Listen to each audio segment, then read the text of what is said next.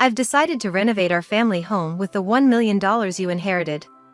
My husband announced with a sly grin. What?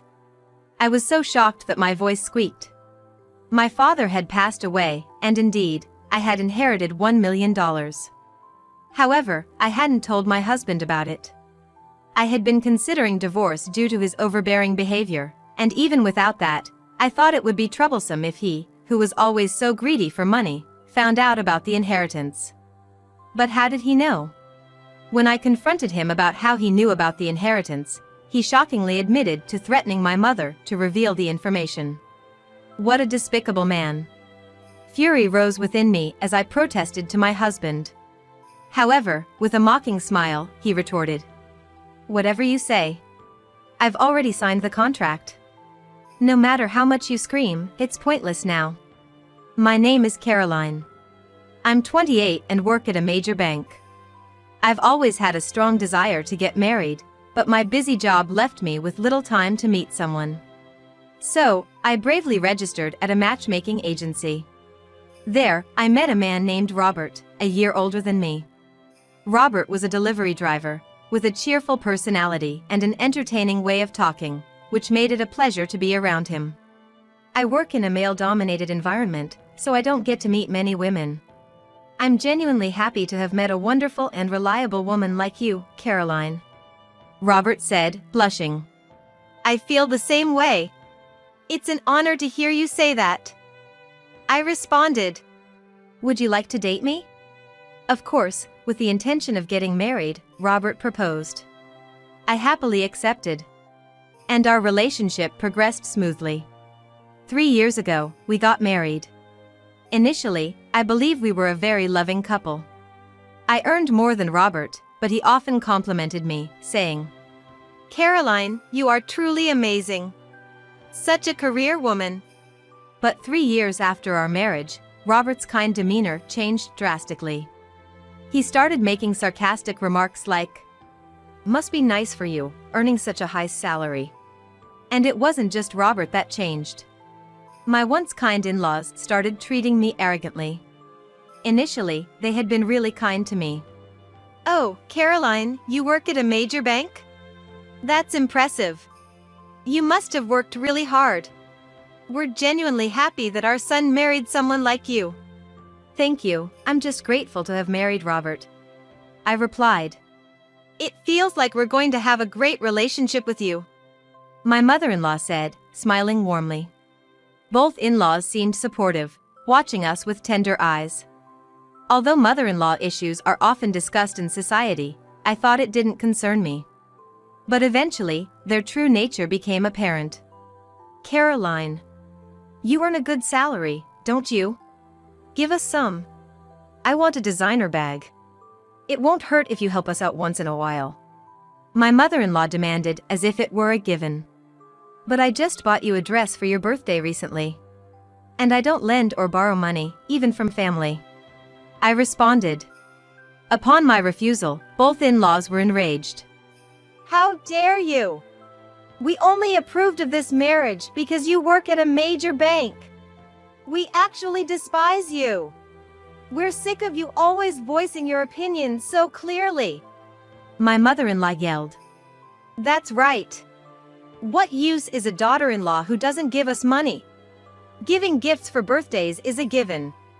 We're telling you to give us money. Even after asking for so long, you still won't provide. You're the worst daughter-in-law." My father-in-law berated me, echoing his wife's sentiments. Robert only nodded in agreement to the harsh words of his parents and did not defend me at all. On top of that, he frequently ordered takeout and purchased expensive furniture on a whim, saying, "You earn well, so this should be okay." It would have been fine if he used his own money, but his salary wasn't enough, so I always ended up covering the expenses. Given the ongoing mistreatment from Robert and my in-laws, it was only natural that I started considering divorce. We didn't have children yet, so I felt the hurdle for divorce wasn't that high. I promptly began preparations for the divorce. When I conveyed my desire for a divorce to Robert, he kept dodging the issue and refused to face the situation head-on. "What, divorce? I'm tired today, I'm going to bed. Wait, Robert. I want to discuss our divorce seriously today. Ignoring my plea, Robert quickly retreated to the bedroom. He persistently avoided discussing the divorce with me. During this time, I received a call from my mother. Hello, Mom? What's up? Caroline, listen calmly. It's about your father. According to my mother, a recent health checkup revealed that my father had an illness and had to be hospitalized immediately. Got it. I'll rush to the hospital right away. I quickly began preparations to leave. As I was about to depart, Robert inquired about where I was going, and I informed him about my father's situation. However, he responded with a disinterested, Disappointed with Robert's indifferent attitude, especially since it was about his father-in-law, I prioritized visiting my father at the hospital without giving Robert any more attention. Upon arrival, I joined my mother to hear the doctor's diagnosis. It turned out my father had malignant cancer, and his days were numbered. Both my mother and I were shocked. We debated whether to inform my father about his prognosis. But knowing that he would want full transparency regarding his health, we decided to tell him. I returned home, utterly devastated. Upon seeing my downcast face, Robert insensitively asked, "Went to your father's hospital, huh? So, how bad is it?" Infuriated by Robert's tone, I still shared the grave news about my father. In response, Robert smirked and said, "Oh, weren't you talking about divorce? If you want to stress out your already ailing father with our divorce, I'm up for it any time." His deplorable remark made my feelings for him sink to an all-time low. However, I genuinely wanted to avoid causing additional strain to my father. Although Robert kept claiming he was ready for divorce with a smirk, discussing the specifics always left him smirking even more. Considering my workload and not wanting to deal with the divorce at the moment, I prioritized being there for my father. Not bringing up divorce anymore made Robert think he'd won. His attitude worsened. "So, about your father's inheritance, how much is there? I'm his son-in-law, I should get something too, right? Can't wait. Don't be absurd. My father is still alive. How can you even talk like that? Shut up. Don't raise your voice at me." No matter how much I protested, it seemed to have no effect on Robert. His constant speculation about what would happen after my father's passing disgusted me, so I started staying at my parents' house. I explained to my mother that I'd stay there for a while since it was closer to the hospital.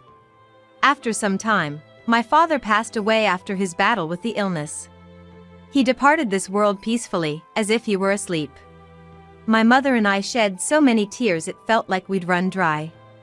But with funeral preparations to be made, we couldn't stay immersed in our grief. I informed Robert about my father's passing and the funeral date over the phone. Although I still wanted a divorce, I felt obligated to notify him, as we were still technically married. So your father finally passed away? Sorry for your loss, I guess. I don't feel like attending the funeral. Too much of a hassle. Though I had suspected it, Robert showed no signs of sadness at all. I had expected he would at least attend the funeral, but it seemed even that was too much for him. Seeing him act like this, I not only lost feelings for him but started to detest him. I regretted marrying a man who had hidden such a nature. "Fine, do as you please," I responded, surprised by my own icy tone. "Why are you so mad?" "Oh, and what I really want to know is about the inheritance." Unable to stand his sneering laughter, I interrupted Robert's words and hung up the phone.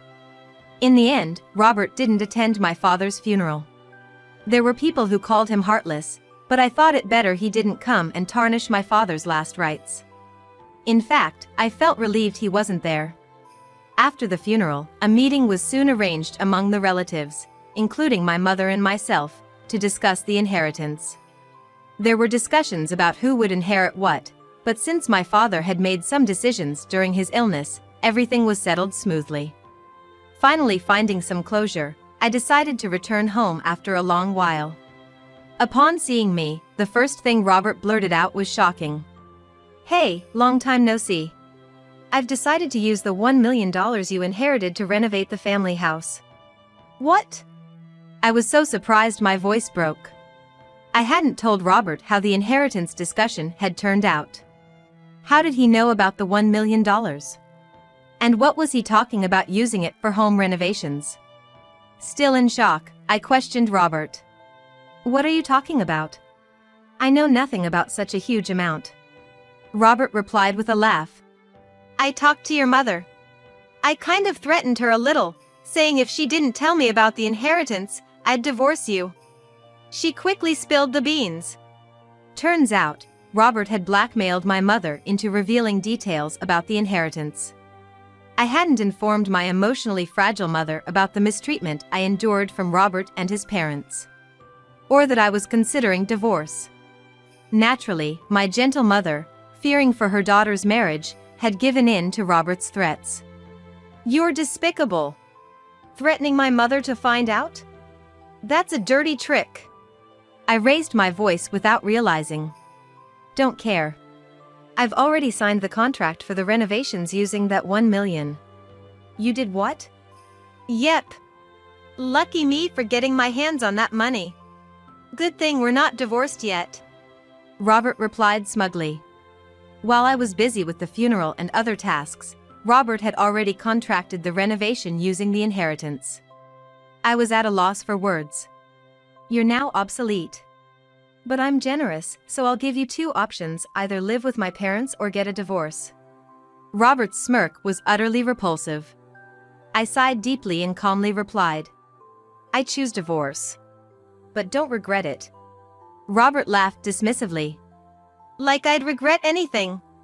You're such a loser." Saying that, Robert handed me a lawyer's business card. "Here. From now on, we'll handle everything through this lawyer. Make sure to transfer the inheritance to my bank account." I silently packed my things and left. Even as I was leaving, Robert kept insisting, "Don't forget to transfer the inheritance." When I told my mother about everything that had happened, she seemed surprised. She hadn't realized Robert and I were on such bad terms. She also apologized for telling Robert about the inheritance. "It's okay, Mom. It's my fault for not telling you everything.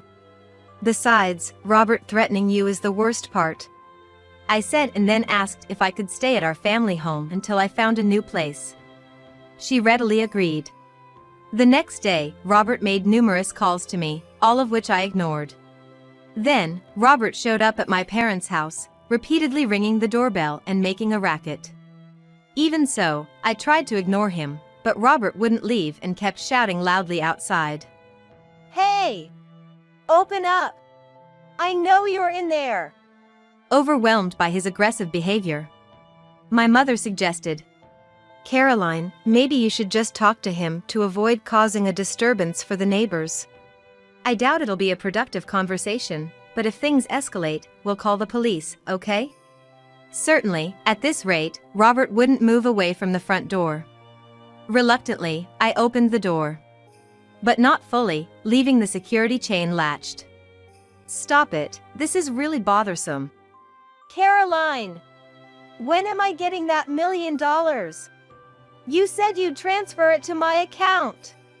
I can't pay for the renovation." As he shouted, he tried several times to shake the door and break the chain.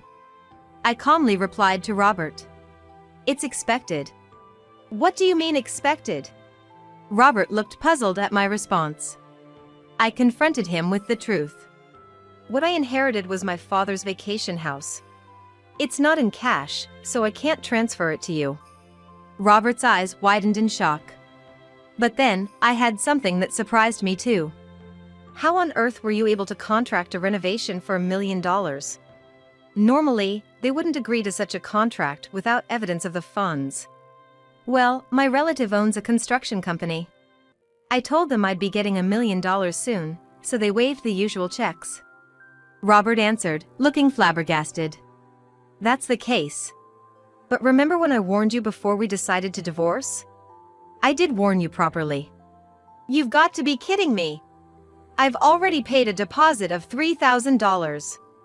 I planned to pay the rest in installments, but now I can't. What am I supposed to do? Robert, in a state of panic, continued to make a fuss. The wife's property is the husband's too, right? Even if it's not in cash, hand over that $1 million vacation home. We're still married, right? You have several misconceptions, Robert. Inherited property isn't communal property. It's all mine. Not a penny goes to you. And, by the way, we're not a couple anymore, we're complete strangers. Upon hearing this, Robert's face went from a look of despair to beet red, and he started screaming louder than ever. Don't play games with me! I'm canceling the divorce! Hand over the inheritance right now! As he shouted, Robert tried to reach through the gap in the door to grab me. Seeing this, my mother quickly called the police. Robert quickly retracted his arm when he heard my mother talking to the police, but then smirked unexpectedly. After all, I don't need you, he said with a laugh, then fled the scene. After Robert ran off, the police arrived. Thanks to the video footage from the doorbell camera, it looked like the police were going to take action. But they advised me more than anything else to protect myself, and in the future, not to entertain Robert no matter what. They told me to keep the doors locked and, if necessary, pretend I wasn't home. I received another call from the police 3 days later. It was regarding the documentation related to my father's real estate. In truth, when I returned to my parents' house after divorcing Robert, I had placed my father's real estate documents in my bag, but they had disappeared. When I went to the police station after being informed that the documents were found, Robert was there. The thief who stole the documents was Robert. While I was preparing to leave our house, Robert had stolen them from my bag. Robert, what's the meaning of this? Explain yourself, I demanded, exasperated. With a sulky face, Robert tersely replied. You thought that since I inherited $1 million, there might be some cash in my bag, didn't you? So when you were snooping around, you found some documents that looked important and thought they might be related to the inheritance, so you took them. Robert explained. Apparently, he hadn't looked at the documents closely at that time. Only after hearing from me that the $1 million was not in cash, but a vacation house, did he realize that the documents he took were the property title of that house. Then Robert, with the assumption that selling the title would convert the property inheritance to cash, had taken it to a real estate agent along with my in-laws to initiate the selling process. But, when I brought it there, that realtor told me that since the title is still under your father's name, they can't sell it. Right, since we had just had the inheritance division discussion, I was still in the process of finding a notary to transfer the title to my name. The title was still under my father's name. However, even if the inheritance had been finalized, the property wouldn't be under Robert's name but mine. So it wouldn't have been easy to sell anyway without my consent. When I shouted at them, insisting they buy it because it was my father-in-law's property, they called the police on me. It seems that the employees found Robert's aggressive demeanor suspicious and reported it. As I stood in shock, Robert began making ridiculous claims to the police officer. Look, I was just trying to sell it on her behalf. I didn't steal anything. I haven't done anything wrong. Please let me go. Robert, who had previously admitted to taking the documents, was now desperately making nonsensical arguments. That's not true. I didn't ask him to sell anything. He stole it on his own, I stated calmly to the police officer before turning to Robert. For starters, the documents you stole were just copies, not the originals. Even if you tried hard, you wouldn't have been able to sell them. You set me up! Don't play games with me! Robert shouted, spitting in rage. I coldly replied, "What are you even talking about? You stole on your own, and now all you do is spout nonsense. Just face the consequences of your criminal actions." Robert bit his lip in frustration. And so, Robert was arrested for theft. Due to the loss of the $3,000 deposit and the news of Robert's arrest being broadcasted, my in-laws, now exposed as the parents of a criminal, were forced to move out of their town. Later on, for some reason, They seemed to bear a grudge against the real estate agency that had reported Robert and began making harassing calls and spreading rumors. The real estate agency, understandably furious, sued them for obstructing business and attempted fraud, since they tried to sell property they knew wasn't theirs. To avoid a court case, my in-laws had to pay a significant amount in damages. In their desperation, they called me for help. Caroline, please. We spent all our savings on the deposit, and now we've taken on debt to pay the settlement. We can't live like this. My ex-mother-in-law's voice was frantic, but I felt no sympathy. Why are you asking me for help? I'm divorced from Robert, and as far as I'm concerned, you're strangers to me now. In response, she desperately pleaded. You're well off, aren't you? Can't you spare some money? We'll pay you back, promise. You really think I'd believe that? I'm ending this call. Don't call me again, I replied coldly. Just before hanging up, I thought I heard a cry of despair from her. Then I blocked both their numbers. Robert's number had been blocked long ago. Since Robert knew where my parents lived, I decided to sell my family home and moved with my mother for safety. As for the $1 million vacation house, I put it back on the market and it was sold without issue. My mother and I now live peacefully, cherishing the memories of my father.